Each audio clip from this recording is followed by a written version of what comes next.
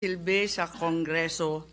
Sa 12 taon na nanilbihan kami, ang trabaho ng kongrestista, sa pagkaalam ko, ay maging kinatawan ng kanilang distrito o kanilang sektor. Bakit naman ngayon ay naging tagabantay na lamang sila ng humihiyaw na dambuhalang sanggol? Ginawa ng bonjing na armas ang impeachment. Ang dating para sana sa kaayusan ng sistema, ginagawang pampagulo, panakot at sandata laban sa mga kinaiinggitan, kinaiinsecuran ng mga lulong sa kapangyarihan. Galangin naman natin ang Korte Suprema. Huwag tayong umastang Supremer Court, Supremest pa. Wala namang ganun ah. Sa mga kapatid kong senador, paano tayo magiging dakilang mambabatas kung tayo mismo ay hindi susunod sa batas?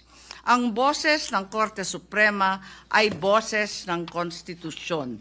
At kung sino man ang sasapaw sa boses na ito ay isa lang ang tono, ambisyon.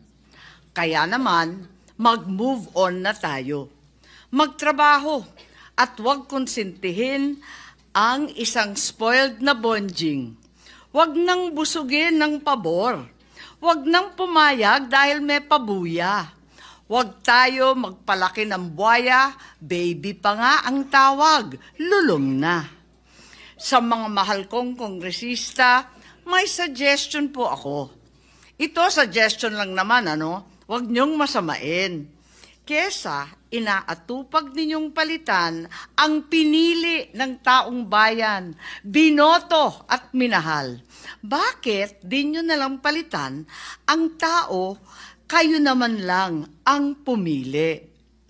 Ayaw paawat ng iba sa kakaflex. Ano kaya kung yung speaker nyo na lang ang paltan nyo? Kaya nyo yan. At dahil dito, bumuboto ako ng malakas na oo. Maraming salamat po. Ayun, sapol na sapol, mga kabida.